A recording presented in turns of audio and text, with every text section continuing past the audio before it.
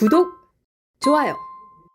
오늘은 특별한 손님을 모시겠습니다. 신동호 최고위원 후보이자 현재 국민의힘 국회의원이시죠. 신동호 후보님 나오셨습니다. 어서 오십시오. 예, 반갑습니다. 초대해 주셔서 고맙습니다. 예. 유명한 그 방송인이신데 예. 페넷마이크에서 고맙고요. 예. 먼저 우리 시청자분들께 인사 좀 해주시죠. 예, 페넷마이크 시청자 여러분 안녕하십니까? 저도 오래 전부터 페넷마이크의 아주 충성 시청자이기도 합니다. 정말 그 중심을 잘 잡아주시고 이런 방송을 하기 때문에 제가 즐겨보는 방송입니다. 다만 제가 지금 최고위원 국민의힘 이번 금요일 22일 전당대회에 최고위원으로 출마를 해 있는데. 저희 당이 잘 아시는 것처럼 굉장히 사정이 어렵습니다. 계엄 탄핵 이후에 저희가 보수 세력을 다시 재건해서 저 이재명 정부와 맞서 싸워야 되는 이런 엄중한 시국에 있기 때문에 정말로 현명하고 지혜로우신 우리 페넷마이크 시청자 여러분들께서 저희에게 좋은 어렵습니다만 지도부를 구성을 하게 해서 앞으로 저희 국민의힘 더 크게 보면 보수 진영, 더 크게 보면 대한민국이 다시 살아갈 수 있는 길을 만들어 주시기를 부탁을 꼭 드리겠습니다. 예. 후보님께 잠깐 숨을 돌리는 동안에 잠깐 후보 영상을 좀 보고 오겠는데요. 한 30초 정도 영상인데 먼저 영상 보고 오겠습니다.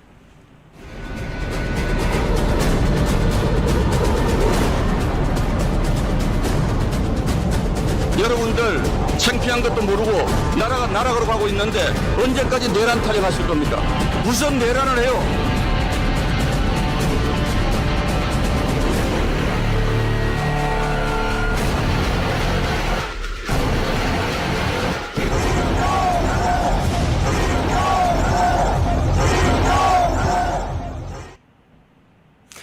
예, 후보께서는 지금 이제 현역 국회의원이시잖아요. 네, 예. 입법 활동도 그간에 많이 해오셨고 정부 감시 활동에 가서 상당히 충실하게 해오셨는데 아마 최고위원으로 출마하실 땐 또 다른 뜻이 있을 것 같은데 어떤 목표를 가지고 계십니까? 제가 오늘 이제 시작과 함께 꼭 좀 드리고 싶은 말씀이 네. 이제 저는 사실 이제 오랫동안 30년 이상 TV 앵커로서 이제 오래 일을 해왔고 이제 마지막 6년은 TV조선에서 아마 다들 기억을 많이 하실 겁니다. 문재인 정부와 싸워서 정권이 바뀌는 그 과정을 또 지켜보고 이제 그랬던 사람인데 제가 당에 이제 국회의원이 되어서 수석 대변인을 3번을 했습니다. 네. 이게 처음에 한 게 이제 원내 수석 대변인을 하면서 계엄 사태가 생겼고, 그 다음에 이제 비대위가 꾸려지면서 이제 비대위 수석 대변인을 했고, 그 다음에 지난 대선 국면에서는 선대위 이제 그러니까 김문수 캠프의 수석 대변인을 했는데, 이게 이제 이런 상황들을 보면서 제가 수석 대변인이라고 하는 것은 어쨌든 개인의 정치적 목소리를 내는 것보다는 당의 어떤 중심 잡힌 목소리를 내는 것 이것이 이제 가장 중요하거든요. 그러겠죠. 네. 그러다 보니까 이제 많은 분들이 우리 신동호 의원은 좀 할 말을 제대로 안 하지 않는가 이런 말씀들도 좀 많이 공식적인 논평을 해야 되니까요. 그렇죠. 왜냐하면 네. 제 목소리라는 것이 당의 목소리이기 때문에 상당히 절제되고 공식적인 입장을 가지고 얘기할 수밖에 없는 상황이었습니다. 그런데 저는 사실은 앵커의 시선 같은 거는 지금도 굉장히 많은 분들이 이제 회고를 해주시는데 정말 위험한 상황에서 저는 문재인 정부하고 많이 싸웠거든요. 그리고 지금도 제 가슴 속에는 울분이 굉장히 많이 있습니다. 저희가 계엄과 탄핵이라는 과정을 지키면서 저희 당이 또는 저희 보수 전체가 어떤 위기에 처하게 됐는가 이런 부분들을 보면서 우리 내부의 문제들, 우리 내부에서 우리를 향해서 공격하시는 분들 이런 분들의 문제를 너무나 생생하게 옆에서 지켜봤기 때문에 이런 부분들을 다음 당 지도부를 구성하시는 분들이 좀 아는 분이 지도부에 들어가야 된다. 이게 우리가 흔히 내부 총질 합니다만 이 내부 총질의 그 근원이 어디에서부터 시작됐던가 이런 부분들에 대해서 저희가 제대로 평가하지 않고 저희가 재건하기 어렵습니다. 그래서 그런 점에서는 물론 제가 장외로 나가서 목소리를 높이고 이런 것도 이제 굉장히 지금은 중요한 국면이 됐습니다만 그러나 지금 우리 당이 왜 여기까지 오게 됐는지를 냉정하게 좀 보는 사람도 필요하다. 그런 점에서 저 가치가 있다고 생각하고 있습니다. 예. 자, 공식적인 논평, 공식적인 입장을 발표했던 그간의 상황을 달리 이제는 이제 본격적으로 무게를 실어서 마음속에 담았던 이야기를 하고 싶다. 저는 그렇게 들려오는데요. 이달 초에 그 방송법 처리 문제 때문에 7시 반 동안 필리버스터를 하셨잖아요. 그때 반미 대통령, 국무총리, 당대표가 여권을 이끌고 있다. 실제로 이제 이재명부터 김민석, 정청래 다 지금 반미 운동에 직접적으로 관여했거나 관련된 노선을 걸어온 사람들인데, 이렇게 이야기를 우리 후보께서 당시에 이제 의원으로서 뭐 일종의 토론 연설 같은 걸 하자 이제 민주당에서 항의를 했습니다. 그때 당시 필리버스터 첫 주자로 나섰는데 7시간 반 동안 이 토론 하면서 당시에 여러 가지 상황, 급한 상황은 없었는지도 모르겠고 필리버스터 또 첫 주자로 나서게 된 동기라든가 이유 이런 것도 좀 소개 좀 해주시죠. 방송 장악하겠다는 것은 좌파 진영의 아주 오랜 일테면 전략입니다. 제가 TV조선에서 6년 동안 방송을 하면서 정말 위험한 시기가 많았거든요. 한 가지만 소개해드리면 이제 방송국은 제어가를 받아야 되지 않습니까? 그 제어가의 조건을 굉장히 많이 겁니다. 제가 SBS에서 TV조선 갈 때 곧 TV조선 문 닫을 거다 이런 말씀들을 많이 하셨어요. 왜냐하면 2017년도 제가 11월에 갔는데 2017년도 초에 봄에 5월에 문재인 정부가 탄생을 하지 않았습니까? 그래서 TV조선을 곧 문을 닫게 할 것이다. 그리고 실제로도 가서 보니까 정말 위험한 상황이고 그래서 많은 분들이 저에게 아니 안전하게 SBS에서 대우 잘 받고 있는데 왜 TV조선을 가냐라고 자꾸 말씀들 하시는 분도 있었는데 저는 그 시점에서 제가 가서 해야 될 일이 있다고 생각했기 때문에 간 겁니다. 근데 가서 앵커를 하다 보니까 제어가 조건에 뭐가 걸려 있냐면 진행자, 지금으로 치면 우리 이제 허현준 앵커 같은 이 진행자가 법정 제재를 한 번 받으면 진행석에서 내리게 되어 있습니다. 있을 수 없는 일입니다. 민주국가에서 뉴스의 앵커가 제재를 한 번 받는다고 원 스트라이크 아웃제라는 그게 지금도 TV조선에 걸려 있습니다. 지금 이런 것들이 우리 시청자분들 잘 모르시겠지만 정말 정교한 일테면 언론 압박이 있거든요. 특히 좌파들은 언론 굉장히 중요하게 생각하니까. 그래서 이번에 그 민주당에서 발의한 언론법을 보면 이건 완전히 이제는 민주당 방송 만들겠다는 법이라고 저는 생각을 합니다. 작년에 법안이 나왔을 때 그때는 이제 물론 윤석열 대통령이 거부권 행사해서 막았지요.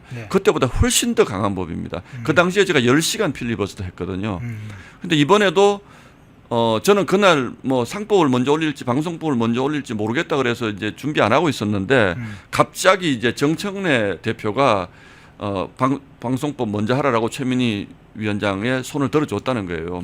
그래서 그러면 내가 필리버스터 먼저 하겠다. 왜냐하면 저는 방송국에 있으면서 워낙 많은 그 민주당의 그 탄압을 받아봤기 때문에 제가 생생하게 증언할 수 있습니다. 그래서 사실 제가 7시간 반 동안 뭐 원고를 준비한 것도 아니고 그러나 내가 이 부분에 대해서 너무나 울분이 크기 때문에 이건 해야 되겠다라고 한 거고 이제 당시 많은 저희 동료 의원님들이 처음에 제가 시작하는 걸 보고 걱정을 많이 하셨대요. 저렇게 목소리 높이면 금방 내려올 텐데. 근데 뭐 제가 원고도 없었지만 이건 제가 몸으로 느낀 것들 그리고 이 방송법이 통과돼서 소위 말하는 레거시 미디어 방송국들이 다 민주당에게 장악될 경우에 앞으로 벌어질 일에 대해서 저는 너무나 걱정이 지금도 큽니다. 그래서 이게 지금 앞으로 방송국들이 어떻게 변할지 정말 큰 걱정을 가지고 있죠. 그래서 이 부분만큼은 제가 평생 저를 언론인으로 살게 해준 방송국들이 이렇게 특정 정당의 스피커로 변질되는 모습 이런 것들은 정말 저는 견디기 힘든 상황이죠. 당내 현안 문제와 관련해서 한번 여쭤볼게요. 이제 후보께서 지난번 한 언론사 인터뷰에서 당을 분열시키는 쇄신은 이적 행위다 이렇게 이야기를 하신 바 있고 조경태 의원을 강하게 비판도 하셨는데 어떤 문제의 인식입니까? 이제 제가 아까 제가 지도부에 꼭 들어가야 되겠다고 말씀드린 이유 중에 하나가 저는 이 내부 총질이라고 흔히 얘기하는 것이 어떤 형태로 지금 우리 당을 망가뜨리고 있는지를 정말로 잘 그 몸으로 느낀 사람입니다. 이게 정당이라는 것은 같은 이념을 가지고 있지만 또 다양한 의견이 민주적으로 취합되어서 우리가 갈 방향을 합리적 지성으로 집단 지성으로 결정하는 데가 정당 아닙니까? 그래서 우리가 가야 하는 큰 방향에 대한 의견 일치가 있는 정도의 전제 안에서의 그 서로 다른 목소리라고 하는 것은 뭐 당연히 그래야 되고 민주당처럼 일극체제로 당이 운영돼서는 안 되는 것이죠. 그런데 최근 우리 당에서 벌어지고 있는 적어도 제가 국민의힘에 들어가고 난 다음에서 봤을 때는 과연 이분들이 동지가 맞을까라는 생각이 정말 강하게 드는 경험을 제가 너무 많이 했고 제가 추경호 원내대표가 원내대표를 할 때 저는 원내 수석 대변인을 했고 그때 이제 한동훈 대표가 했었는데 이 당시에 우리 당이 이렇게 나쁜 길로 가는 잘못된 길로 가는 것에 대한 전조들이 너무 많았기 때문에 그 상당한 부분은 지금 얘기하는 다 말씀드리기 어렵지만 내부 총질에서부터 비롯된 것이다 라고 저는 생각을 지금도 하고 있습니다. 그래서 이 부분을 앞으로 우리가 어떤 형태로든 정리하지 않고는 우리 당이 제대로 싸울 수 없다. 제가 출마의 변을 얘기할 때 통합하는데 내부 정리하지 않고 통합은 못한다. 계속 내부 총질하고 있는데 그래서 제가 다른 분에 대해서는 제가 방송에 나와서 단 한 번도 그동안 대변인이었기 때문에 제가 그런 얘기를 하면 당의 공식 입장처럼 보이지 않습니까? 예. 얘기를 한 적이 없습니다. 구체적으로 사람을 거명한 적이 없습니다. 그런데에도 불구하고 특정 계파에서는 저를 굉장히 공격을 하고 전혀 사실과 아닌 것을 가지고도 지금도 유튜브를 보면 뭐 저를 공격하시는 분들이 굉장히 많이 있습니다. 이제 그것은 제가 그렇게 원칙에 맞게 했는데도 그렇다는 거죠. 그런데 이번에 전당대회 아무리 표가 급하더라도 특검 수사에 스스로 나가서 우리 당의 내란 세력이 아직도 있다. 우리 스스로가 우리를 제가 조금 전에 보면 민주당이 뭐만 하면 내란 세력 국회 본회의장에서 실제로 그렇습니다. 저희 상임위원 제가 법사위에 있는데 저희에게 이론 논리적으로 좀 밀리면 내란 세력이 말이야 무슨 할 말이 있어 이렇게 얘기하면 저는 다 받아칩니다. 그거에 대해서. 제가 조금 전에도 필리버스터 도중에 있었던 장면인데 저쪽에서 제가 방송법에 대해서 논리적으로 이건 안 된다라고 얘기를 하니까 내란 세력이 말이야 무슨 내란을 그래서 제가 무슨 내란 하는 겁니까? 이게 무슨 내란하고 무슨 관계가 있습니까? 저는 기본적으로 그러고 계엄이 곧 내란이다라는 이 프레임은 완벽하게 민주당의 프레임이고 제가 가장 분통 터지게 생각하고 있는 것은 계엄이 곧 내란이다라는 프레임을 우리 당에서 제공을 했다는 거예요. 저는 그래서 탄핵도 불가피했다라고 하는 부분도 분명히 있지만 그 탄핵에 이르는 과정들을 보면 우리 스스로가 이건 내란이니까 대통령 직무를 정지시켜야 되고 대통령을 탄핵해야 된다는 이 논리의 흐름으로 이루어진 탄핵이기 때문에 우리가 탄핵을 하든 질서 있는 퇴진을 하든 이렇게 해서는 안 된다라고 제가 끊임없이 말씀을 드렸던 것이고 제가 그래서 헌법재판소 앞에도 나가서 그 철야 시위도 하고 그랬습니다만 당 지도부임에도 불구하고 이런 것들이 너무 심각하다는 거예요. 저희 안에서. 그래서 이 부분은 저희가 다음 당 지도부가 분명히 우리 입장을 정리할 필요가 있다. 물론 잘못된 것도 있으면 사과하고 이 부분은 그렇게 해야 되겠죠. 예. 예. 이 문제는 한번 개파 갈등 문제가 계속 나오니까 이 개파 갈등이 늘 나쁘다고 저는 보이지 않는데요. 뭐 우리 정당사나 서구 정당사에서도 개파 갈등이 때로는 노선을 정립하는데 좋은 때도 있고 변화나 화합을 이루는데 변화나 혁신을 이루는데 동력이 되기도 하는데 지금의 양상은 당내 이 갈등이 막 구구 관련된 프레임 이런 것까지 잘못 확장. 가고 있는 거죠. 예. 잘못 그 가고 부분은 있는 어떻게 보십니까? 저는 이번 전당대회에서 가장 안타깝게 생각하는 것 중에 하나가 네. 이번 우리 전당대회는 보수가 재건을 해야 되는 그 지도부를 뽑아야 되는 굉장히 중요한 전당대회고 보수만 그런 것이 아니고 더 크게 보면 대한민국이라는 나라가 과연 제대로 가고 있는가 앞으로 가고 있는가 우리 대한민국의 이 정말 위대한 역사를 우리 보수 대통령들이 이뤄놨지 않습니까? 이 부분에 대해서 저쪽 진영 좌파 진영에서 이 부분을 깡그리 삭제하려고 하는 이런 의도에 우리가 말려가고 있는 것은 아닌가라는 데 대해 굉장히 걱정을 저는 많이 하거든요. 예. 그래서 우리의 싸움은 그 부분에 대한 싸움이 되어야 될 것이다. 대한민국의 역사를 부정하고 그들의 역사로 바꿔치기 하려고 하는 이 의도에 대해서 우리가 분명히 논리를 가지고 똑똑하게 싸워야 되는 시점에 저는 와 있다라고 생각을 합니다. 그런데 이번 전당대회가 어떻게 보면 무슨 탄핵이냐 계엄이냐 이거는 12월 3일부터 그 4월 달까지 벌어진 5개월간에 벌어진 정치적 그 이벤트에 따라서 우리가 그것만 가지고 당신은 그날 어디 있었느냐 어디에 투표를 했느냐 계엄은 왜 반대를 했느냐 뭐 이렇게만 가면 이게 바로 민주당이 원하는 프레임이거든요. 예. 그러면서 본인들이 원하는 쪽 원치 않는 쪽의 사람들은 전부 극우로 밀고 있지 않습니까? 그래서 우리가 극우로 밀려나고 나면 그 자리에 있었던 자리를 본인들이 차지하겠다. 이게 지금 민주당의 프레임인데 저는 우리 당의 당권 주자들이 똑같은 얘기를 하시는 걸 보면서 설사 마음속에 나는 계엄이 잘못됐다고 생각한다. 저도 그렇게 생각을 합니다. 계엄이 잘못됐다고 생각한다. 또 탄핵도 불가피했다고 생각한다라는 생각이 있을 수 있지 않습니까? 예. 거기까지는 우리가 토론해서 생각을 좁힐 수 있다는 거예요. 그런데 그 민주당이 주장하는 그 프레임을 가지고 우리 당 내부 토론을 계속 끌고 가면 이거야말로 민주당이 바라는 거고 이런 와중에 조국을 사면시키고 윤미향을 사면시키고 자기들끼리 국민 대관식 거행하고 이런 상황이 벌어지고 있지 않습니까? 저는 그런 점에서 우리가 정말 우리 스스로도 내부 성찰하고 정신 차려야 된다. 싸우는 거 좋지만 정말 똑똑하고 합리적으로 싸워야 된다. 저는 그렇게 생각하는 사람입니다. 예. 지금 초유의 상황 중에 하나가 특검이 국민의힘 당사까지 압수수색을 시도하는 상황 때문에 지금 초유의 상황이라고 이야기를 하고 있습니다. 특검팀이 윤석열 대통령 부부에 대한 인권 침해, 특히 윤 대통령에 대한 인권 침해도 지금 한두 번이 아니고 여러 차례 반복해서 하고 있고 국민의힘 당원 명부까지 강탈하려는 시도까지 하고 있는데 이 특검의 국민의힘 압수수색 어떤 차원에서 해석을 하세요? 저는 보수 정당이 이제 늘 품격을 지키자라는 것이 우리의 큰 가치로 생각을 했거든요. 네. 그래서 품격을 지키는 마지막 선이 법치주의에 대한 존중이라고 저는 생각을 합니다. 네. 그래서 법원이 낸 영장에 대해서는 우리가 억울하더라도 받아들여야 된다 이런 말씀들을 많이 하시는데 네. 지금 특검은 그 선을 넘어간 것 같아요. 제가 보기에는. 그래서 일단 우리 전당대회 와중에 첫 번째 이런 짓을 하고 있다는 거는 거의 뭐 전당대회 파괴 공작에 가까운 것이라고 생각하고 두 번째 당원 명부에 대해서도 정말로 그들이 우리 당원 중에 일부의 범죄 혐의가 뚜렷해서 확인하고 싶은 게 있으면 협조를 요청하면 되는 거죠. 우리가 가장 이런 압수수색이나 이런 부분에 대해서 우리가 지켜야 될 헌법적 가치가 있는 단체를 어디로 봅니까?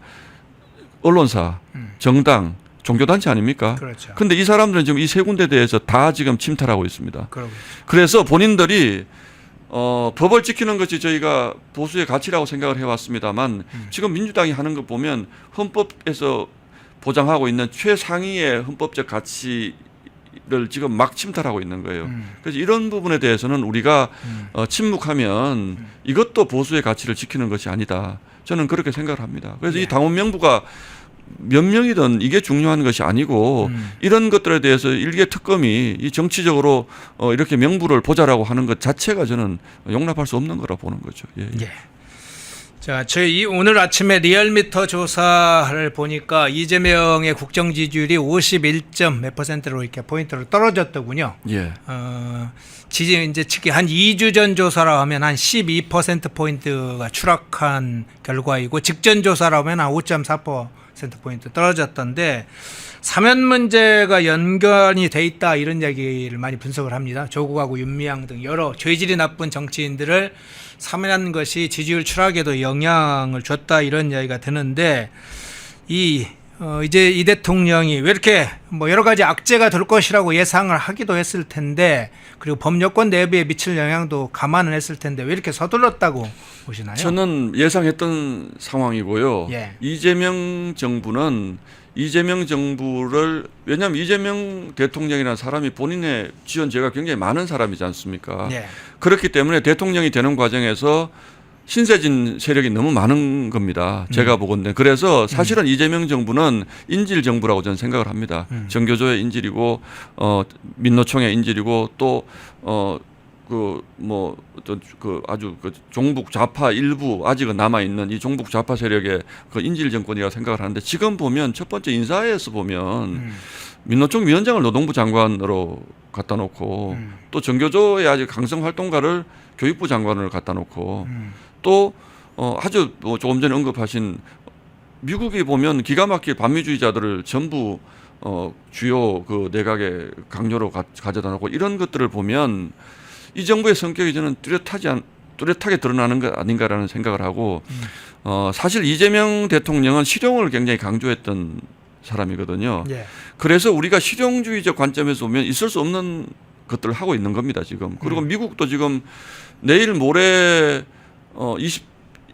이제 일본 갔다 25일 날 지금 한미 정상회담이 지금 있지 않습니까? 네네. 지금 미국이 보면 미국의 정보력이 정말 CIA는 어떤 사람이 무슨 얘기를 했는 것까지 다 정상회담 직전에 보고가 될 텐데 지금 이런 상황까지 초래하는 거 보면 이건 단순한 지지율의 문제. 뭐 지지율이야 또 뭐 잠시 일시적으로 올라갔다 내려갔다 하는 것이기 때문에 저는 지지율의 문제라기보다는 이재명 정부가 가진 태생적 한계다라는 게 첫 번째가 있고 두 번째는 사실 정청래 지금 당대표가 되면서 이재명 정부와는 엇박자가 지금 벌써 많이 나고 있지 않습니까? 그러니까 정청래 대표는 본인들을 지지하는 세력이 뭘 원하는지를 가장 예민하게 알고 있는 사람이고 이재명 대통령은 그 본류의 사람이 아닌 말하자면 아웃사이더가 들어와서 이제 그 대통령이 된 사람이니까 못 이기는 거죠. 저는 그래서 문재인 정부 때도 제가 항상 그 앵커의 시선으로 강조했던 부분들이 문재인 대통령이라는 분은 굉장히 사람 좋아 보이잖아요.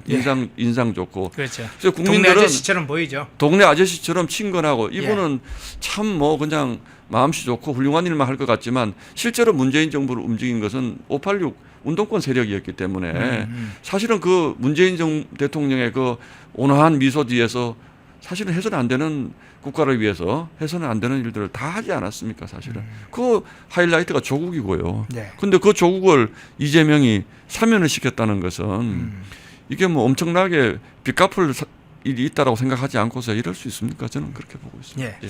거시적인 문제 한번 좀 여쭤보겠습니다. 이제 국제 정치학 문제인데 약 10여 년 전부터 본격적으로 시진핑의 세계 패권 전략이 외부에 좀 알려졌다고 알려졌지 않습니까? 집권 초반에도 도광양위를 유지하다가 이제 2015년부터 본격화된 걸로 저는 기억을 하는데 그래서 이제 국제사회에 큰 변동이 여러 형태로 생기지 않습니까? 그렇습니다. 우크라이나 전쟁도 생겼고 최근에는 이스라엘과 이란의 공격에 또 미국의 군사적 공격까지 있었습니다.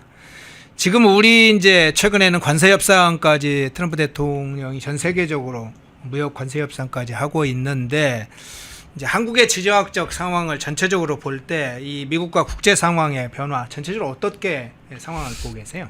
저는 2011년부터 2014년까지 워싱턴에서 특파원 생활을 했습니다.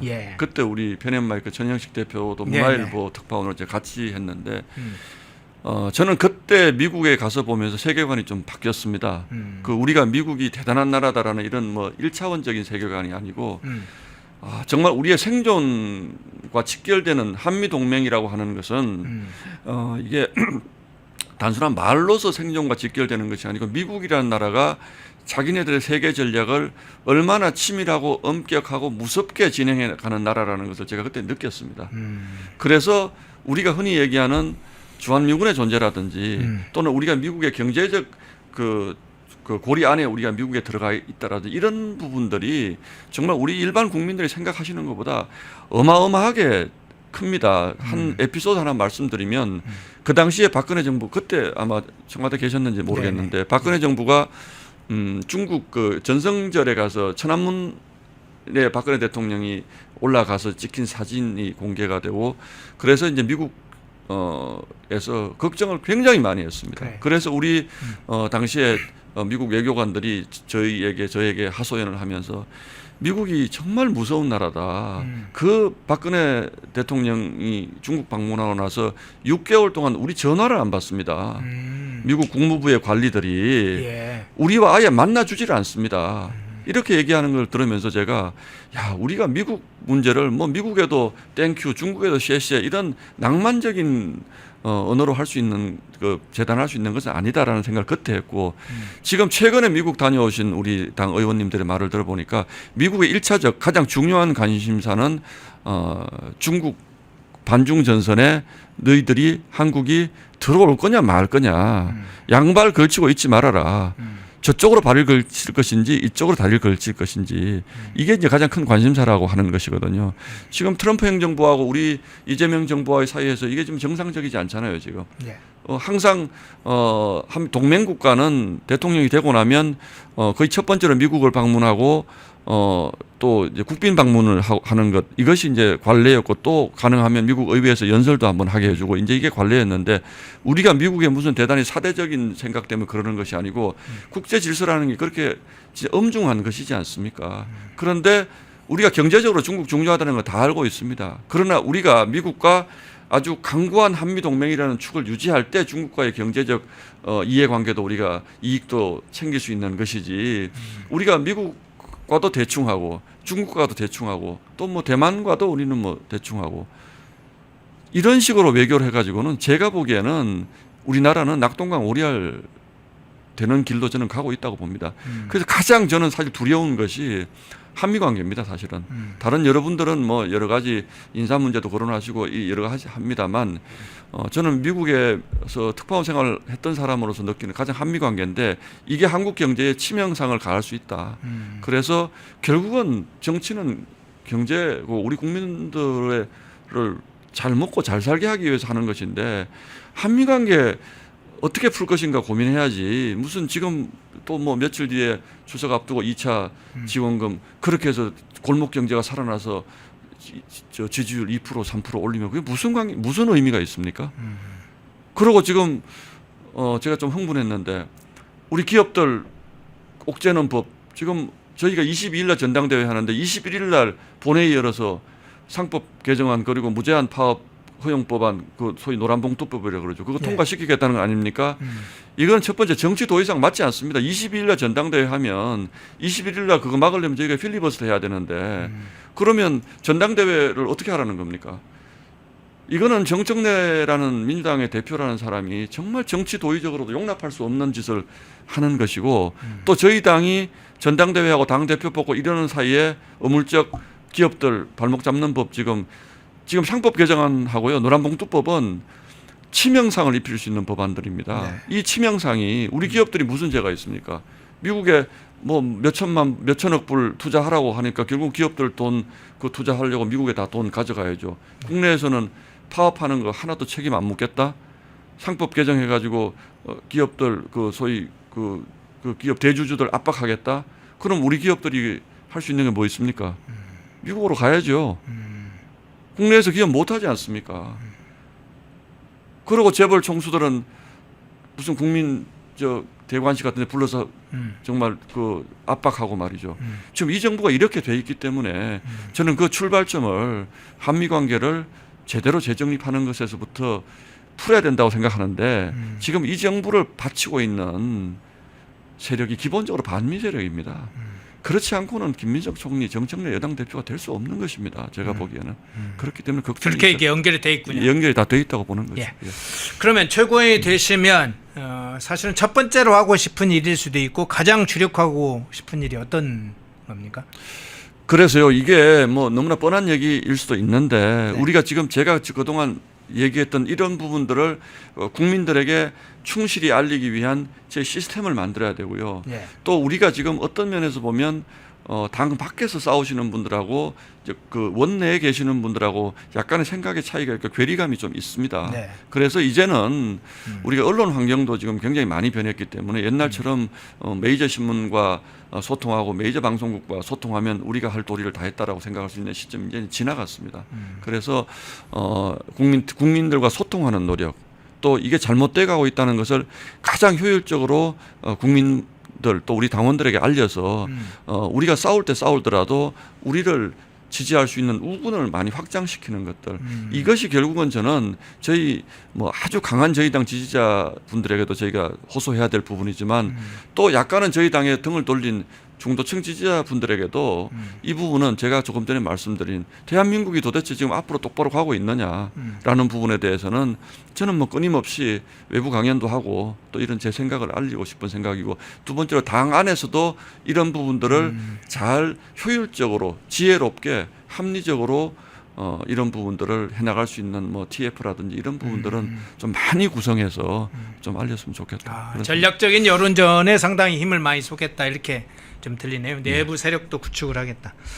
예, 오늘 좀 한 30분 가까이 된 것 같은데 마지막으로 우리 국민의힘 당원들도 계시니까 당원들하고 시청자분들께 전하고 싶은 마지막 메시지 좀 전해주십시오. 예, 우리 당원 동지 여러분 그리고 국민 여러분 정말 이렇게 오늘 뵙게 돼서 반갑습니다. 저는 SBS TV조선 걸쳐서 30년 이상 언론계에서 생활하면서 정권이 어떻게 부침을 하는지를 정말 많이 지켜와 본 사람입니다. 특히 최근에 저희 보수 정권이 배출한 두 분의 대통령이 탄핵되는 과정을 보면서 정말 가슴이 아팠습니다. 그래서 이게 저들의 어떤 저희 그러니까 보수 정권이 들어섰을 때 정권 무너뜨리는 앞들이기 전략이 정말로 치밀하고 전략적으로 정교하게 진행되어 온다 이런 생각을 저는 하고 있습니다. 그래서 이번에 저희가 22일 날 저희 당 지도부를 뽑습니다만 무작정 큰 소리 내서 싸우는 것도 정말 중요합니다. 이제는. 그러나 저희가 정말 현명하고 지혜롭고 합리적으로 저들과 대처해 나가지 않으면 정말 오랜 시간 보수의 암흑기가 계속될지도 모르겠다는 절박한 마음을 가지고 있습니다.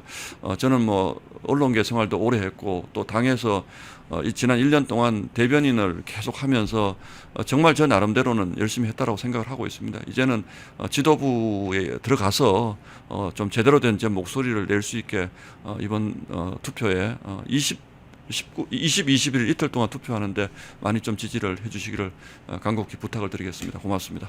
예, 오늘 특별 인터뷰 현재 국회의원, 국민의힘 국회의원이시면서 국민의힘 최고위원 후보로 출사표를 던지신 신동욱 후보님 모셨습니다. 고맙습니다. 예, 감사합니다. 독립, 성장, 구독, 좋아요. 정혁진 변호사님 나오셨습니다. 어서 오십시오. 네, 안녕하세요. 예. 자, 이재명 대통령 취임을 기념하는 기념우표가 지금 발간되고 있네요. 우정사업본부가 취임 기념해서 기념우표를 발간하는 준비를 하고 있는데 그 사진 중에 박찬대 의원이 담겨 있는 그런 우표가 발견이 됐습니다. 지금 기념우표 떠 있습니다. 지금 전체 저게 그 우표라고 하는데 저게 몇 가지입니까? 한 14종류 정도 됩니까? 공개된 정도가 14종류이니까 더 많을 수도 있겠죠. 14개 종류인데 자, 박찬대가 담겨있는 혹시 그것만 띄워줄 수 있습니까? 저 지금 밑에 하단에 조금 크니까 화면이 조금 흐려지긴 합니다. 오른쪽에 있죠. 이재명이 자전거 타고 앞에 가고 박찬대가 막 허겁지겁 쫓아오고 있는 장면이 나오는데 저걸 기념우표로 만들었네요. 뭐 그게 이렇게 중요할까 하는 생각은 사실 들어요. 중요하지 않아요? 뭐 기사에 뭐 여러 군데 이제 나오고 그랬었는데 첫 번째 뭐 그 대통령 취임하거나 아니면 중요한 국가적 행사가 있으면 기념 우표가 만들어지죠. 그런데 저희 어렸을 때만 해도 우표가 많이 쓰였어요. 그래서 이제 편지 보낼 때 우표 붙이고 그러지 않았습니까? 저 우표 붙여본 지가 10년도 더 된 것 같은데 언제 붙여봤는지 기억도 안 나고요. 그렇기 때문에 우표라고 하는 것 자체가 옛날 같은 그런 의미가 있나 일단은 그런 생각이 들고요. 그렇게 의미가 없는 거에 뭐 저런 그 우표가 하나 들어있다고 해가지고 그렇게까지 큰 의미가 있을까 저는 뭐 개인적으로 그렇게 생각을 하고 물론 이재명 대통령 적극적으로 지지하고 뭐 이렇게 찬양하는 사람들 입장에서는 저 우표 하나하나가 굉장히 소중하게 느껴질 수 있겠지만 일반적으로 많이 쓰이는 거다라고 하면은 저거 뭐 소장하고 뭐 구입하고 나중에 이제 뭐 가격이 오르겠다 또 그렇게 투자 수단으로도 생각하고 그럴 수 있겠지만 그런 시대는 이미 한참 전에 지나갔기 때문에 그런데 저 우표 중에 몇 개 되지 않은 우표 중에 저런 사진을 그 넣어가지고 우표로 만들었다라고 하는 거는 조금 뭐 코믹하기도 하고 뭐 그렇다는 생각이 들긴 드는데 뭐 제가 봤을 때 뭐 그렇게 큰 의미가 있나 그런 생각 듭니다. 근데 이제 언론에서나 이제 저것을 지켜본 분들이 아마 관심을 가진 이유는 정청래 대표와의 당대표 선출 과정에서 낙선한 떨어진 박찬대 그 박찬대를 저 기념우표에 담아서 이재명의 우중이 뭐냐 저 기념우표면 적어도 대통령실에서 상당히 다 검토를 했을 텐데 그런 충분한 정치 그간에 이제 뭐 이 정청래 대표와 이재명과의 관계에 관한 최근의 분석도 있으면서 그거 연장해서 상황을 살피는 거 아니겠습니까? 그러니까 이제 명심은 박찬대한테 있었고 뭐 이른바 어심은 정청래한테 있었다 이런 이야기가 많이 회자가 됐었는데 결론은 어떻게 나왔습니까? 더블 스코어로 정청래 대표가 이겼어요. 굉장히 이례적이다. 왜냐하면 지난번 그 국민의힘 같은 경우에는 윤석열 대통령 집권 초기에 그때 윤석열 대통령이 밀었던 김기현 대표가 그냥 어찌됐든지 간에 그 당대표 되지 않았습니까? 지금이라고 정상적인 상황이라고 하면 대통령 취임한 지 이제 석 달도 안 됐는데 아직까지는 그야말로 이제 날이 빳빳하게 서가지고 대통령의 권력이 아주 그 굉장할 그러한 시점인데 그럼에도 불구하고 여당 대표가 대통령이 원하는 그러한 사람이 아닌 더군다나 정청래 대표는 굉장히 캐릭터가 있는 사람 아니겠습니까? 예. 아마 대통령 입장에도 부담스러울 거예요. 그래서 그렇기 때문에 지금 뭐 명청 교책이냐 뭐 이런 이야기까지 벌써 나오는 그런 와중이니까 그러니까 지금 대통령실 입장에서는 부담스러운 일이다 이런 생각이 들기는 들 텐데 예. 뭐 그 와중에 우표를 저렇게 만들었다고 해서 뭐 달라질 게 뭐 있겠습니까? 제가 봤을 때에는 오히려 정청래 대표하고 이재명 대통령이 둘이 이제 호흡을 잘 맞춰야 되는 것이 아닌가. 그런데 중요한 건 뭐냐면요. 예. 여기에 조국 대표까지 사면 복권됐단 말이에요. 네. 그러니까 앞으로 특히 이제 여권 범여권 내에서 정치 공학적으로 여러 가지 이제 그 경우의 수들이 굉장히 많아지지 않을까. 일단은 그런 생각은 드는데 네. 그런데 그 와중에 박찬대 전 원내대표가 저렇게 이재명 대통령 취임 기념 우표에 잠깐 그 모습이 비친다고 해가지고 뭐 큰 의미가 있을까? 저는 뭐 박찬대 원내대표에게 어떤 힘이 실릴까? 그건 좀 의문이다 이런 생각 듭니다. 예. 자, 이 장면도 한번 좀 살펴볼게요. 지금 오늘 뭐 현안, 어제 오늘 사이에 주요 현안이 된 사건인데 지난 18일에 이재명이 정성호 법무장관을 향해서 검찰 개혁 추진에 대해서 좀 조목조목 잘 따져보고 공론화 과정을 거쳐라. 그래서 약간 신중하게 다루라 이런 취지로 지시를 한 바 있죠. 이후에 그 다음날 바로 김민석 총리, 강훈식 비서실장이 나서서 비슷한 취지로 공개적으로 입장을 밝힌 바 있습니다. 그러면서 이 검찰개혁을 둘러싼 이재명과 정청래가 또 충돌을 하는가 이런 어떤 여러 가지 분석이 있었습니다. 정청래 대표는 추석 전에 검찰개혁 다 마무리 짓겠다 이런 입장을 계속 공개적으로 밝혀왔기 때문에 이미 당대표 선거 이전부터 또 당대표가 된 이후에도 밝혀왔기 때문에 이 부분에 관해서 약간 완급을 조절하라는 이 대통령의 지시처럼 들렸었는데 오늘 아침 뉴스에 보니까 어제 뭐 이재명이 초청하는 형식으로 해서 여당 지도부와 만찬을 했는데 타협점을 조금 찾았다. 뭐 이런 식의 좀 나오더라고요. 정부조직법 개편을 통해서 검찰청 폐지는 먼저 하고 공수처장이나 중수청, 국가수사위, 뭐 공수처의 배치라든가 여러 부분은 추후에 세부적으로 검토를 한다. 이렇게 좀 약간은 타협점을 약간 수습책을 찾는 듯한 그런 식으로 좀 어제 됐다고 지금 기사가 나오는데 지금 진행되는 상황 어떻게 보세요? 일단은 검수완박 말은 쉬운데 이게 쉬운 게 아닙니다. 네. 전 세계에 이른바 선진국 중에 검찰이 없는 나라가 있습니까? 없습니다. 네. 그냥 공산국가 같은 그러한 뭐 중국 같은 나라에서야 그런 나라에도 검찰이 있어요. 검찰이 있는데 그런 나라들은 공산국가는 공안이 세기는 세죠. 하지만 검찰이 없을 수는 없는 겁니다. 그런데 우리나라가 전 세계 선진국 중에 거의 유일하게 검찰청을 없애겠다 이런 이야기를 하는데 이게 만약에 그렇게 된다라고 하면 정말로 그렇게 된다라고 하면 우리나라 사법 시스템은요 형사 사법 시스템은 제가 봤을 때 붕괴에 가까운 수준으로 아주 처참하게 무너지지 않을까 저는 개인적으로 그런 생각을 하고요. 예. 그렇게 되면 그 후폭풍이 어마어마하지 않을까 저는 개인적으로 그런 생각을 합니다. 그러면 그렇게 후폭풍이 불어왔을 때 누가 피해를 보겠는가? 뭐 재벌들이 피해 보겠습니까? 재벌들 피해 안 봐요. 어차피 재벌들은 거기에 대해서 나름대로 다 대비책이 있고 그 다음에 무슨 일이 벌어지면 돈이 많으니까 돈으로 해결할 수 있고 그 다음에 유력한 권력이 있는 정치인들이 피해 보겠습니까? 오히려 득을 갖다 보겠죠. 그러면 누가 그 후폭풍을 직격으로 맞을 것인가? 돈 없고 힘 없고 빼가 없는 서민들만 그 피해를 갖다 입을 것인데 그럼 누가 또 득을 보겠습니까? 제일 큰 득을 볼 사람은 범죄자들이 득을 보는 거예요. 내가 범죄를 저질러 가지고 그 다단계 사기 같은 거 대표적으로 다단계 사기 같은 거를 그 범죄를 저질러서 뭐 1인당 뭐 몇천만 원씩 해가지고 수십억 수백억의 돈을 내가 다 받아 그 챙겨도 그게 제대로 수사가 될 수가 없어요. 지금 같은 이미 지금도 그런 상황인데 그러면 그 후폭풍으로 인한 그 부메랑을 과연 정부 여당이 감당할 수 있을 것인가? 저는 이 부분에 대해서 말은 좋죠. 말은 좋은데 실질적으로 곰곰이 따져보면 여기에 대해서 아마 이제 쫄리기 시작하지 않을까? 저는 그런 생각이 들고 더 직접적인 거는요. 그 검수완박이라고 하는 거는 결국 준비를 해야 되는데 검찰청법을 폐지한다. 검찰청법을 폐지한다고 해서 검수완박이 되는 게 아니에요. 네. 왜냐하면 형사소송법에 검사라고 하는 단어가 무지무지하게 많이 박혀 있습니다. 형사소송법에만 박혀 있는 게 아니라 법을 갖다가 AI 시켜가지고 검사가 들어있는 법 좀 찾아봐줘. 그러면 수많은 법들이 쫙 나올 겁니다. 네. 그러면 검사를 없앤다면서요? 그럼 거기에 있는 모든 단어에서 검사라고 하는 단어를 다 빼야 될 거 아니겠습니까? 네. 심지어 헌법에도 그 검사라고 하는 단어가 있으니까 다 빼야 되는데 그게 제대로 준비가 되어 있겠는가? 그 다음에 제가 이게 왜 이런 생각을 하냐면 제일 황당했던 게 2022년도에 윤석열 후보가 대통령 당선되고 그 다음에 5월에 그 윤석열 대통령 취임하기 전에 한 2달 정도 시간이 딱 있었어요. 네. 그때 문재인 정부에서 뭘 도모했냐?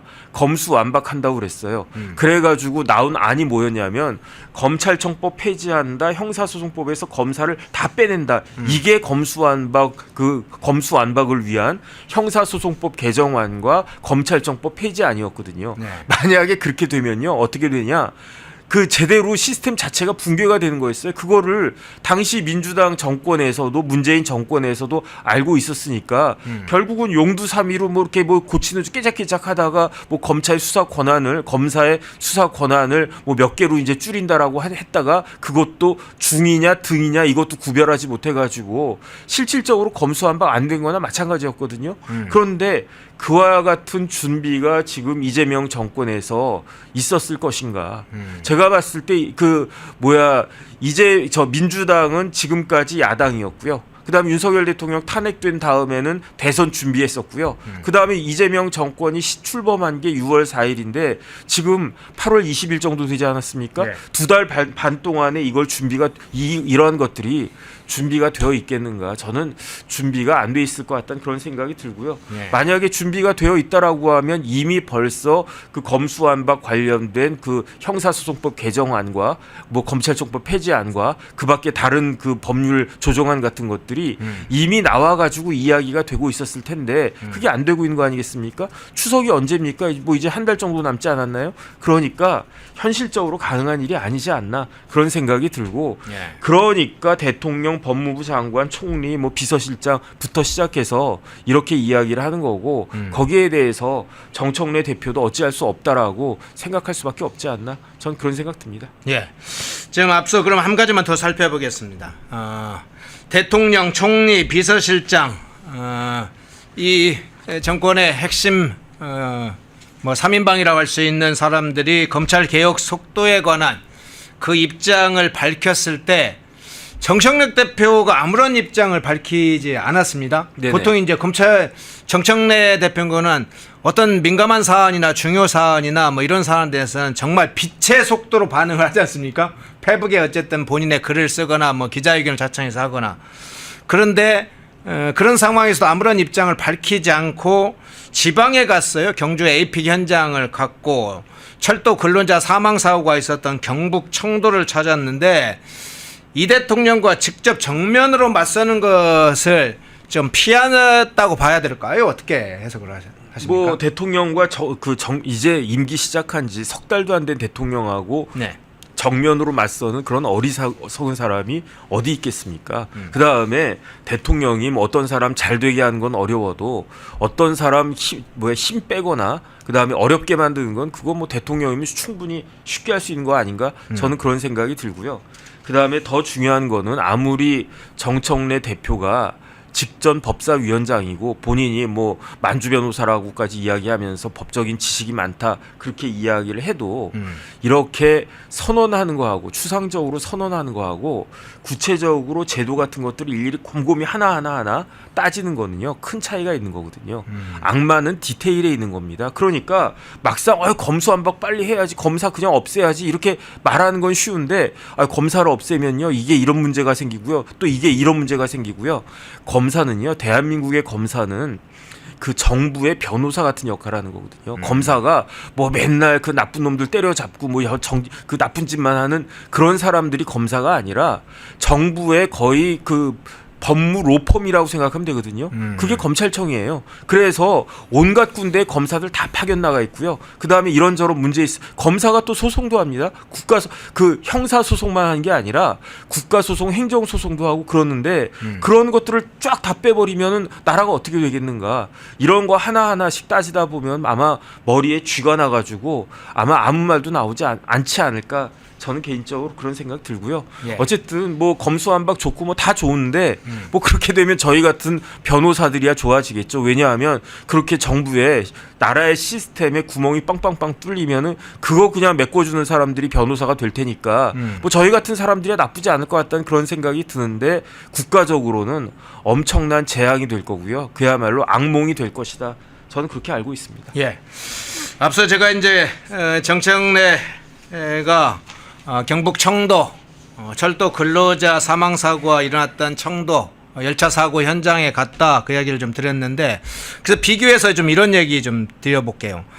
이 철도 근로자 사망 사고 두 분이 사망했다고 지금 알려져 있죠. 그런데 지난번에 포스코 ENC 사건의 경우에 이 산재 사고로 해서 사망 사고가 발생하고 부상이 발생했을 때 뭐 한 두 번 걸렸죠. 한 번은 사망, 두 번째는 이제 병원에 치료를 받고 퇴원을 했다고 알려져 있는데 당시에 사장 관련된 임원들이 사퇴를 했고 건설 면허 취소까지 검토를 하라 이런 제의까지 있지 않았습니까? 네네. 근데 지금 포스코 ENC는 뭐 그 아주 강하게 절차를 밟고 있는데 지금 이번에 발생한 청도 열차 사고 경우는 코레일의 책임인데 코레일은 그 사장이 뭐 사퇴했다든가 누가 파면 조치를 했다든가 아무런 일도 없어요. 그래서 비교해 보면 어떻습니까? 뭐 코레일도 마찬가지로 곤경에 처해질 수밖에 없죠. 네. 그 다음에 그 살다 보면요 불가피한 일이 생길 수밖에 없는 거예요. 예컨대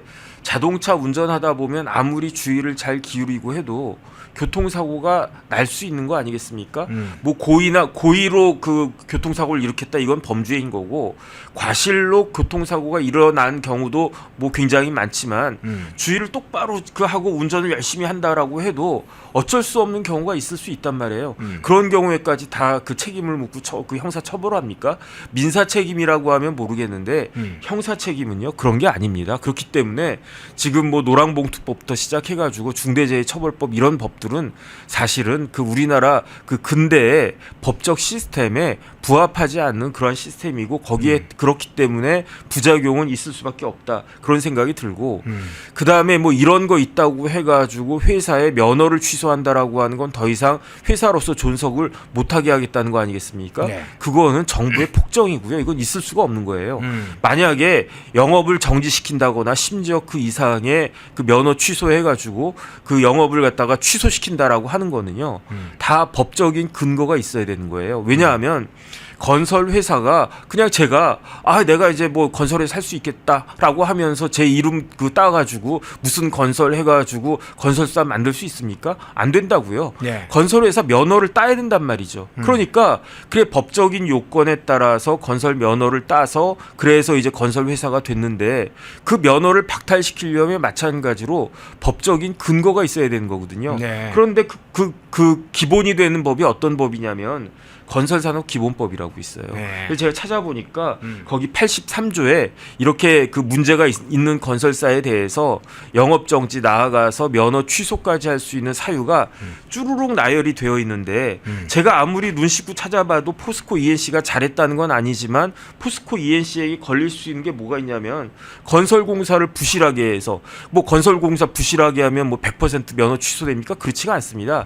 건설공사를 부실하게 해가지고 중요한 구조에 대해서 중대한 손괴가 발생하게 돼가지고 그래서 공중에 위험이 발생하는 이러한 것들이 다 인정이 되어야지 그래야지 어떤 회사를 면허를 취소할 수 있다라고 하는 건데 사망사고 발생한 거 그거는 굉장히 안타까운 거고 거기에 대해서 책임 있는 사람들에 대해서 책임을 물을 수는 있겠지만 그렇다고 해가지고 그 회사를 그 문 닫게 할 수 있느냐 그거는 절대적으로 안 되고요.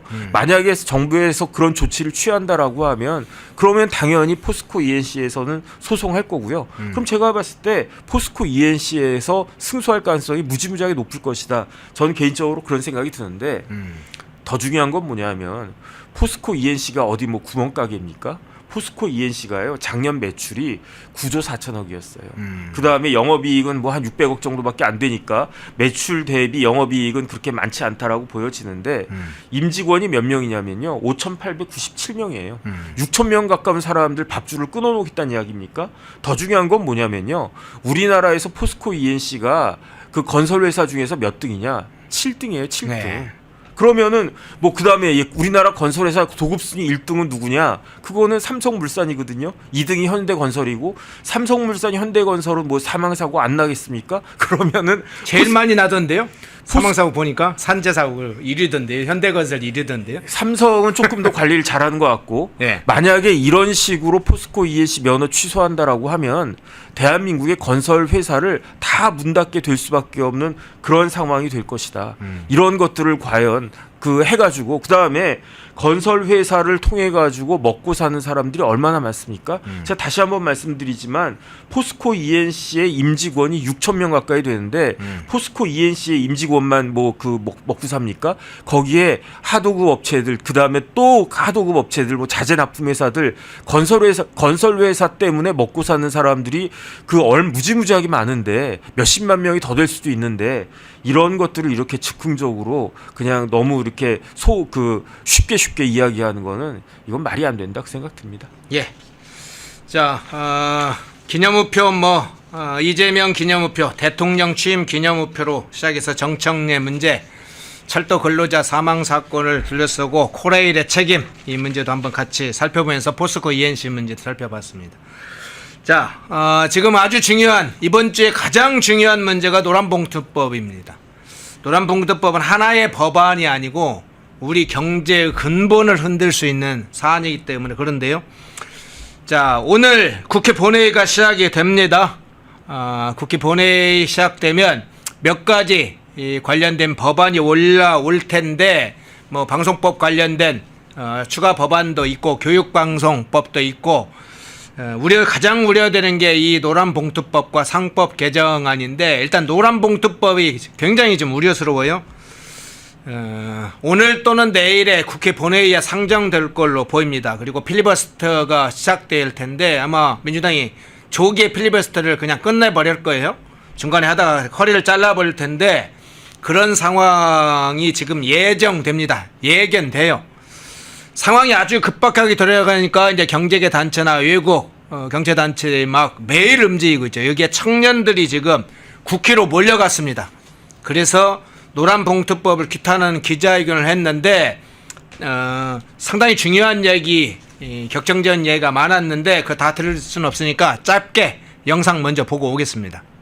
네, 오늘 저희는 노란봉투법으로 불리는 노동조합법 2, 3조 개정안 그리고 제2차 상법 개정안에 반대합니다.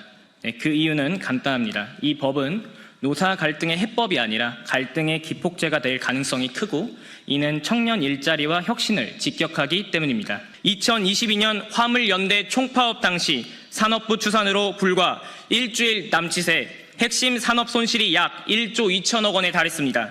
정부는 1일 손실 3천억 원 규모라고 밝혔습니다. 같은 해 대우조선 해양 하청 노동자 점거 파업도 기억하실 겁니다. 정부는 불법 점거라 규정했고 회사는 일일 320억 손실 추정과 함께 누적 4억 달러 이상 손실을 공표했습니다. 이에 대한 결과는 어떻습니까? 기업이 택한 방어 전략은 투자 보수와 자동화 전환 가속, 채용 축소였습니다. 결국 이들로 인해 피해를 보는 건 청년 그리고 비정규직이었습니다. 예, 청년들의 노란봉투법 반대 관련 절규인데요. 저 장면 어떻게 보셨나요? 일단은 이제 법률가니까 법적인 이야기를 위주로 하면요. 예. 그 노란봉투법이라고 하는 거는 법의 대원칙에 반하는 거예요. 법의 대원칙은 뭐냐면은 내가 통제하고 그렇기 때문에 내가 책임질 수 있는 사안에 대해서만 책임을 진다. 이게 그 법의 대원칙 아니겠습니까? 네. 제가 책임질 수 없는 사고가 발생했는데 그걸 보고 나보고 책임지라고 하면 그럼 억울해서 어떻게 살겠습니까? 그런데 노란봉투법이라고 하는 거는 그런 거거든요. 그러니까 나하고는 상관이 없고 내가 계약을 체결하지도 않은 그런 하청 업체와 관련해 가지고 문제가 생기면 나보고 책임지라는 거예요. 그럼 그걸 내가 못하러 하겠습니까? 더 중요한 건 뭐냐면은 어떤 사람이 불법적인 행동을 갖다가 했어요. 그랬는데 거기에 대해서 나는 책임을 묻지 못한다는 이야기예요. 그러니까 사용자 입장에서는 내가 통제할 수 없는 범위 외의 것에서도 사용자는 책임을 져야 되고, 사용자 입장에서는 불법적으로 내가 손해를 입었음에도 불구하고 그 노동자들한테, 근로자들한테 책임을 물을 수 없고, 이게 따블로 되는 게 이게 결국은 노란봉투법의 법적인 의미가 되는데, 그렇게 되면 어떻게 되겠습니까? 그러면은 누가 기업을 하겠습니까? 그다음 다시 말씀드리지만 지금 기업하는 사람들은요 돈 많아요. 이재용 회장이 돈이 얼마나 많겠습니까? 그런데 저렇게 해가지고 내가 처벌받고 그렇게 해가지고 내가 재산이 줄어든다라고 하면 저 같아도 그냥 처분해가지고 뭐 재산 뭐 몇 조 만들어가지고 그냥 편하게 여행이나 다니면서 그냥 뭐 그 놀지 않겠습니까? 그렇게 되면은 경제가 활력을 그 할 수 있겠는가? 그 다음에 뭐 삼성이 우리나라에선 삼성이지만 세계적으로 나가면요 삼성이라고 하는 것도 삼성이라고 하는 회사도 전 세계적인 규모에서 보면 고만고만한 회사 중에 하나 아니겠습니까? 그 다음에 전 세계적인 경쟁이 얼마나 치열합니까? 그러니까 국가적인 경쟁이 아니라 기업적인 경쟁으로 지금 나라가 먹고 사는 그러한 세상인데 지금 우리나라 상황이 어떠냐면요. 일단 우리나라 한미 FTA에 있어가지고 관세 0%에 혜택을 입고 있었는데 그것도 이제 그 베니핏도 날라가 버렸어요. 거기에 그러니까 현대자동차 같은 경우에는요. 일본 도요타하고 경쟁할 때 우리가 그래도 3% 정도라도 앞서 나가 있었으니까 미국 시장에서 제네시스가 렉서스를 갖다 어느 정도 이렇게 견제하고 현대차가 도요타를 어느 정도 견제하고 그러면서 이제 쉐어를 갖다가 늘리고 있었던 그런 상황이었는데 그 앞서 나갔던 거 지금 뒤로 빠꾸가 된 거예요. 뒤로 빠꾸가 된 것만 아니라 노란봉투법 이런 반기업적인 법으로 인하면은 오히려 도요타보다도 더 뒤에서 출발해야 되는 건데 지금 현대자동차가 아무리 그 컸다고 한들 도요타만 하겠습니까? 삼성전자가 지금 어떻게 됐습니까? 삼성전자 옛날에는요 1년에 뭐 한 60조 70조씩 그렇게 순이익 나던 회사가 이제는 순이익도 거의 안 납니다. 그런데 거기에다가 이런 부담까지 그 떠안으라고 하니까 지금 다른 사람들은 다른 나라들은 그냥 어떻게 하든지 100m 달리기 할 때 뭐 일본이든 유럽이든 미국이든 뭐 특히 이제 미국 같은 나라는 뭐 어떻게 하면 기업들이 더 잘 뛸 수 있을까? 신발도 좋은 거 신기고 양말도 좋은 거 신기고 밥도 좋은 거 먹이고 그러고 있는데 우리나라만 기업들한테 무릎에다가 저 종아리에다가 모래주머니 차게 만드는 그런 나라가 어디 있겠는가? 이러면서 주가가 5천이 될 수가 있겠습니까? 이렇게 앞뒤가 안 맞는 그러한 정책은 지양되어야 될 것이다 그런 생각 듭니다. 예. 자, 노란봉투법 관련해서 이제 인식 조사를 한 게 있네요. 대한상공회의소가 조사를 해서 발표를 했는데 그 내용을 담은 국회 상임위에서의 지적사항이 있었는데 먼저 그 영상을 보고 이 현황 한번 살펴보겠습니다. 노란봉투법 시행에 대해서 장관님은 빨리 시행해야 된다라는 입장이시죠? 네, 그렇습니다. 그러면 노란봉투법이 시행이 된다면 노사 갈등이 심화될 거라고 보십니까? 아니면 심화가 안 될 거라고 보십니까? 저는 오히려 노란봉투법의 순기능이 더 많다고 생각합니다. 그런데 노사 갈등이 심화될 거라고 국민들 여론조사했어요. 76%가 노사 갈등이 심화가 된다고 봅니다.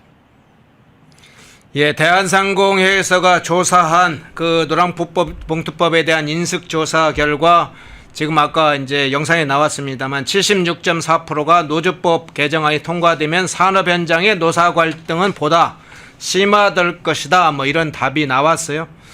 대체로 이제 노란봉투법의 찬반은 있습니다. 노란봉투법 반대가 약간 높은데 어쨌든 그 찬성을 한다고 하더라도 산업 현장의 노사 갈등은 심화될 거라는 인식은 훨씬 더 많은 상황으로 보이는데 일단 노사 갈등의 상황 어떻게 보시는지 하고 또 하나는 실제 기업 현장에서 어떤 일이 날지 이 부분이 좀 대체로 궁금합니다. 글쎄요, 뭔지 된장인지 꼭 먹어봐야 알 수 있겠습니다. 그거는 예. 그 상식적으로 보면 알 수 있고요. 그 다음에 우리나라의 대표적인 그 노동단체 민노총이 지금까지 어떤 식으로 활동을 해왔는가 그걸 보면 뭐 누구보다도 더 잘할 수 있는 것이 아닌가. 더군다나 저 장관이 그런 쪽에서 일을 했던 사람 아니겠습니까? 예. 민노총 같은 조직에 날개를 달아주는 거잖아요. 그러니까 별로 이렇게 우리나라 노조 대기업 노조 정도 되면요, 진짜 세계적으로도 아주 대우받는 그러한 그 근로자들 아니겠습니까? 그럼에도 불구하고 뭐 조금이라도 근데 그게요. 인간의 본성이에요. 예를 들어서 삼성전자 같은 데 다니면 야 어떻게 뭐 연봉이 막 억대가 되냐. 그래도 더 보너스 받고 싶은 게 그게 그 사람의 마음 아니었겠습니까? 그런데 거기에다가 이런저런 무기까지 아이템까지 그게 되면은 그러면 회사에 어떻게 되든지 말든지 간에 그러니까 황금알을 앓는 그 닭도 잡아먹는 존재가 사람들 아닌가.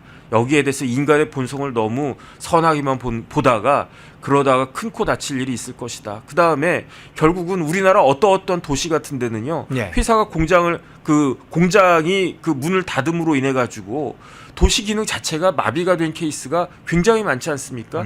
이러다가 나라 자체가 그렇게 되면 그때 가가지고 무슨 그 한탄을 한든 무슨 소용이 있겠는가 그런 생각이 듭니다. 예.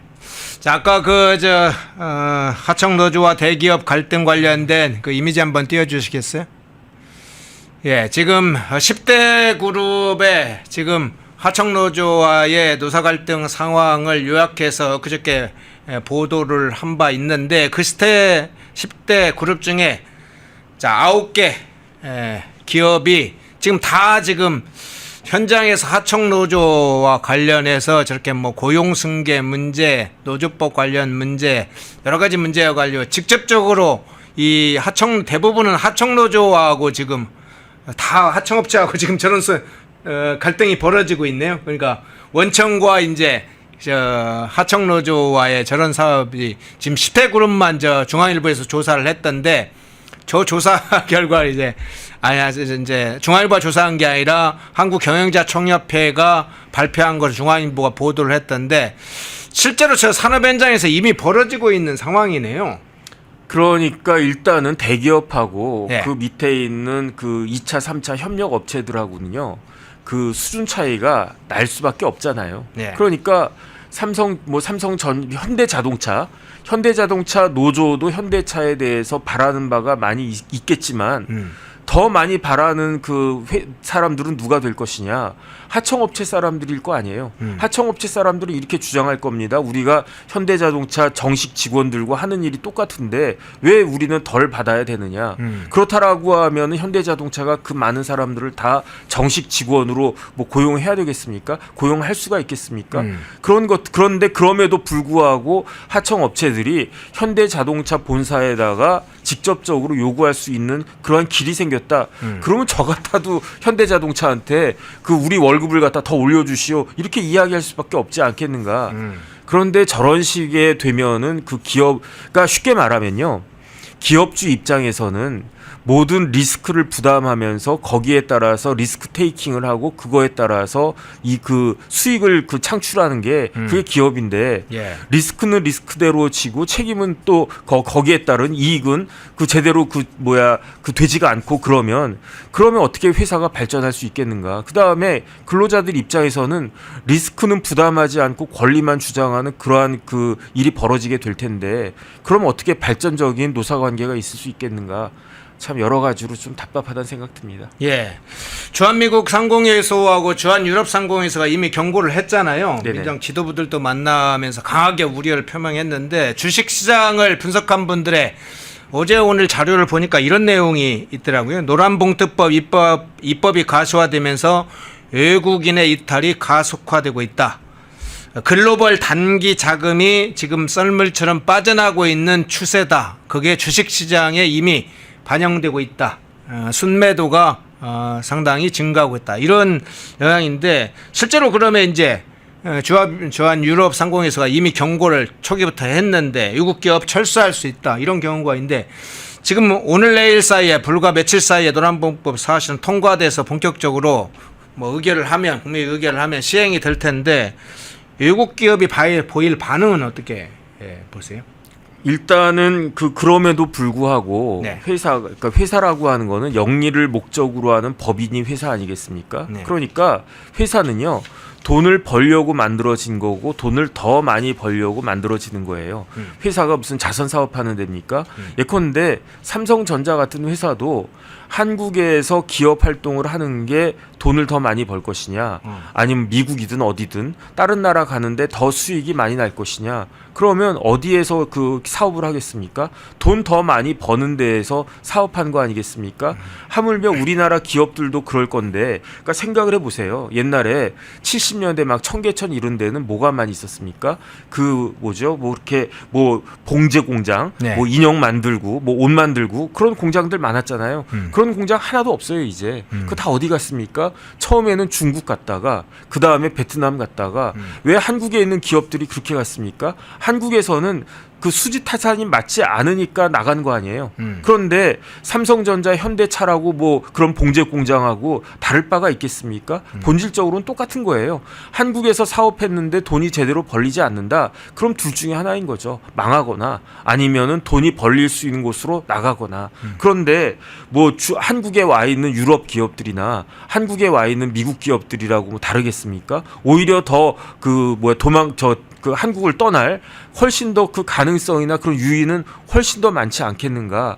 그렇게 해가지고 우리나라는요, 아무리 뭐라고 그래도 뭐 우리나라가 뭐 금융이 그렇게 발전했습니까? 우리나라가 뭐 영어가 뭐 그렇게 해가지고 뭐 홍콩이나 싱가포르 같이 홍콩 망한 거 보세요. 홍콩이 어떻게 됐는지 그런 거 보면은 우리나라 미래가 보여지는 것이 아닌가.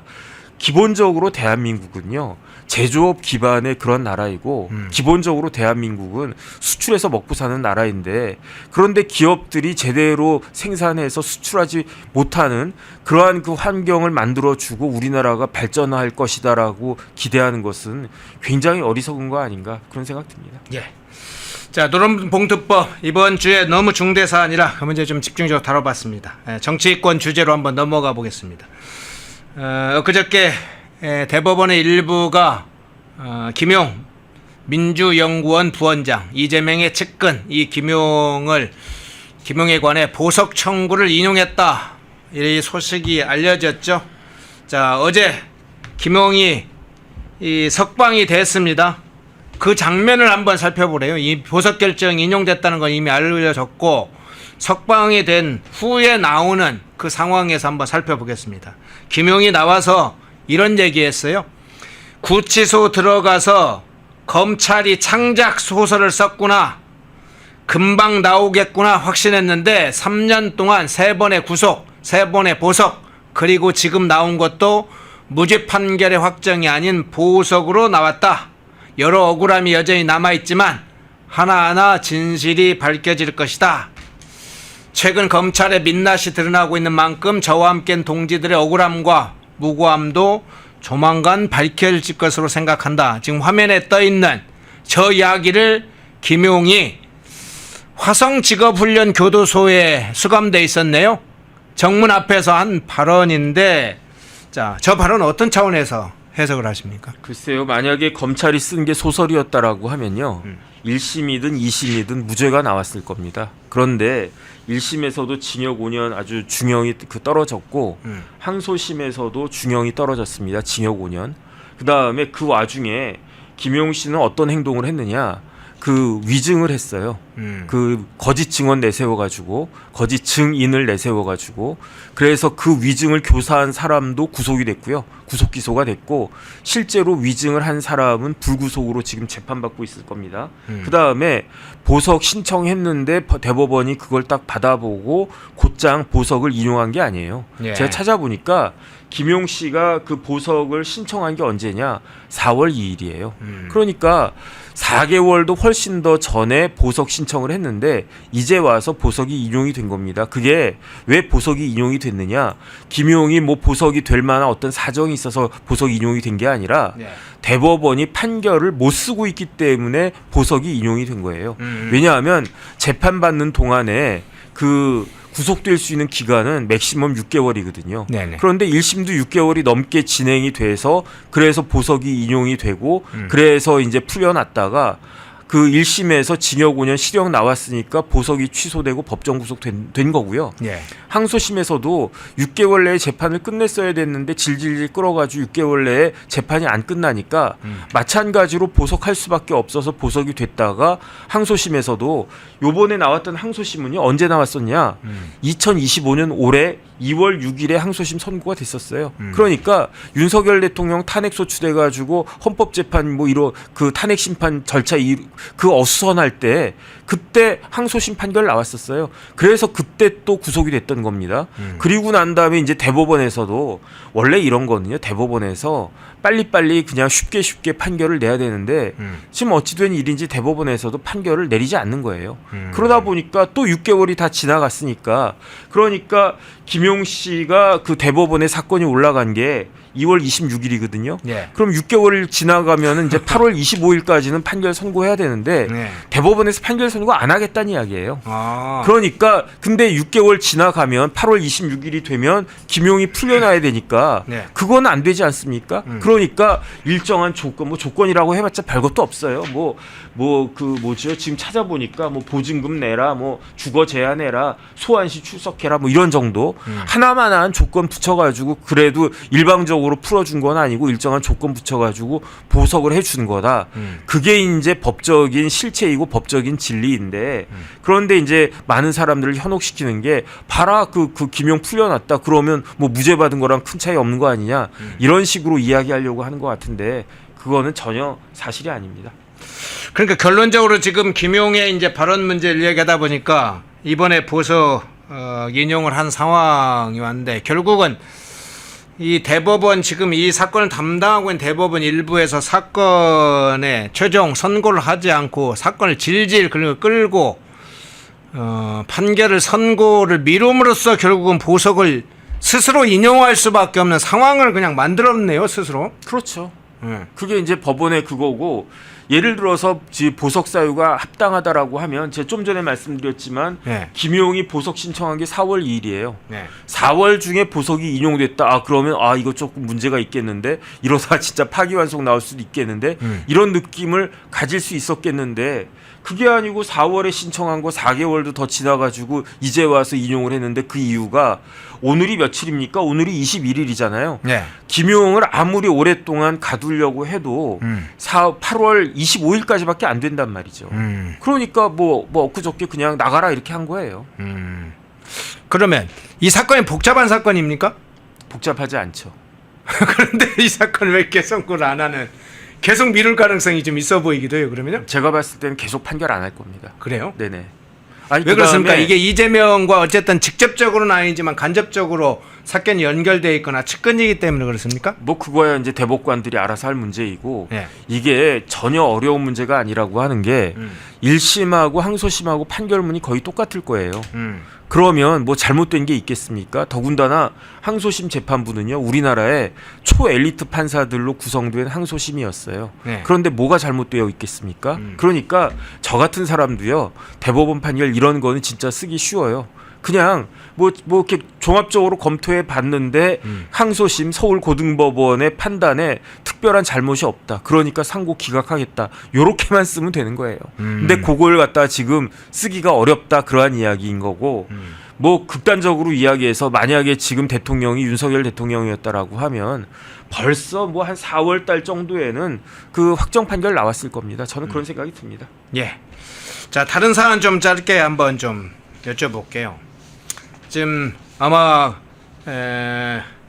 사건 중에 그 사건 좀 봤을 텐데요. 북한과 비전향 장기수 관련해서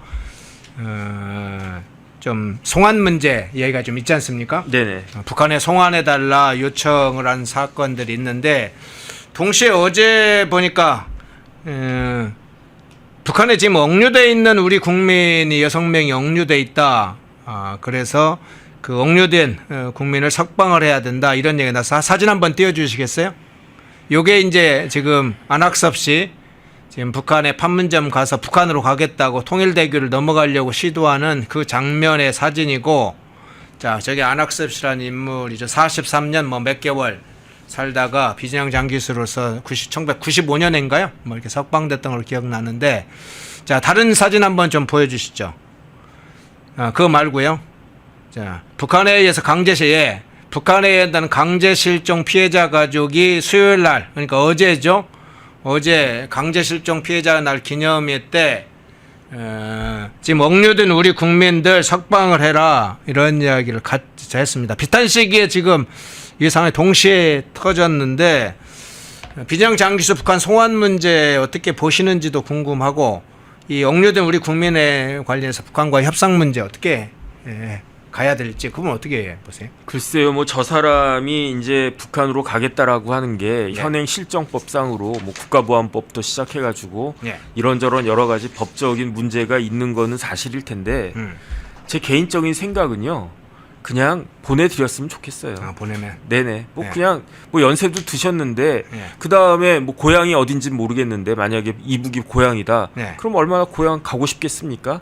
그러니까 그냥 저런 분들은 그냥 보내드리면, 물론 이제 저런 분들이 북한 가면 북한에서 뭐 체제 선전 선동에 이용하고 뭐 그런 일이 있을 수 있겠죠. 그런데 대한민국과 북한은요 이미 체제 경쟁은 끝나지 않았습니까? 그러니까 저런 사람들 북한 가가지고 아무리 이용 당한다라고 한들 그 이야기에 대해서 귀가 솔깃해가지고 그럴 사람들이 얼마나 있겠는가. 저 같으면 그냥 그 북한에다가 보내드리고, 그리고 난 다음에 이렇게 우리나라에서 이렇게 북한 보내드렸으니까 북한에 그 억압되어 있는 한국 사람들, 대한민국 국민들도 그 제대로 해가지고 돌려보내라. 그렇게 주장하는 게 더 바람직하지 않을까. 법을 떠나가지고요. 예. 저는 그런 생각 듭니다. 예. 보낼 사람 보내고, 자, 억류된 우리 국민들의 석방을 강하게 요청하는 그 장면으로 갔으면 좋겠다. 그런 취지 이야기도 해주셨네요. 예. 일부에 정익진 변호사님 모시고 국내 현안 중점적으로 좀 다뤄보면서 북한에 억류된 우리 국민들 최춘길, 김정욱 선교사 세 분이 지금 억류돼 있죠. 탈북민 6명도 3명도 억류돼 있습니다. 그 6명이 지금 억류돼 있는 국민들 석방을 또 촉구하는 의미로 방송을 같이 해봤습니다. 정익진 변호사님이었습니다. 고맙습니다. 네, 감사합니다. 펜앤마이크와